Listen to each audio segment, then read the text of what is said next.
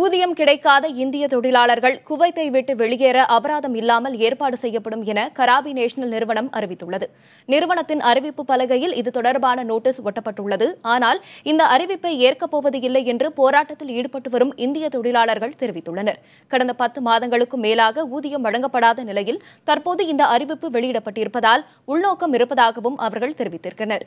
குவைத்தின் Krabi national நிறுவனத்தில் பணியாற்றும் சுமார் 7000 இந்திய தொழிலாளர்கள் ஊதியம் கிடைக்காமல் தவித்து வருகின்றனர்.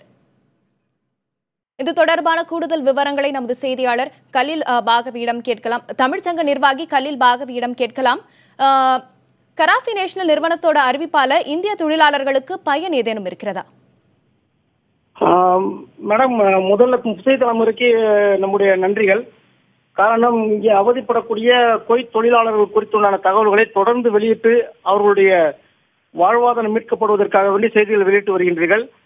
தமிழகத்தில் எந்த ஊடகம் செய்யாத ஒரு மிகப்பெரிய செயல். அதற்காண்டி நம்முடைய தமிழகம் சார்பாக நன்றிகளை தெரிவித்துக் கொள்கின்றோம். அடுத்து பல்வேறு போராட்டங்களுக்கு இடையிலே மத்திய இணை அமைச்சர் வி.கே. சிங் அவர்கள் கடந்த வியாழக்கிழமை இங்கே வருகை தந்து மேலதிகாரிகளையும் அரசு அதிகாரிகளையும் சந்தித்து இது குறித்து உரையாடினார்கள். அதன் பிறகு வெள்ளிக்கிழமை இந்திய தூதரகத்தில் நடந்த ஒரு கூட்டத்தில் கூட அவர்கள் உரையாற்றினார்கள்.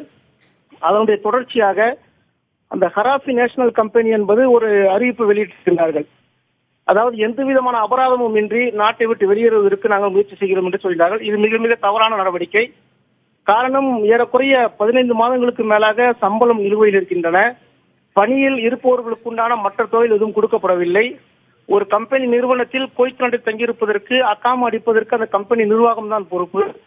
அப்படி இருக்கக்கூடிய சூழ்நிலையில் தொழிலாளர்களுக்கு அநியாயம் செய்வதற்காக வேண்டி இது போன்ற பணங்களை தராமல், அவருடைய ஊதியத்தை தராமல் இவர்கள் சொந்தமாக வெளியேறணும் என்பது சொல்வது ஒரு அநீதியான ஒரு செயல்பாடு.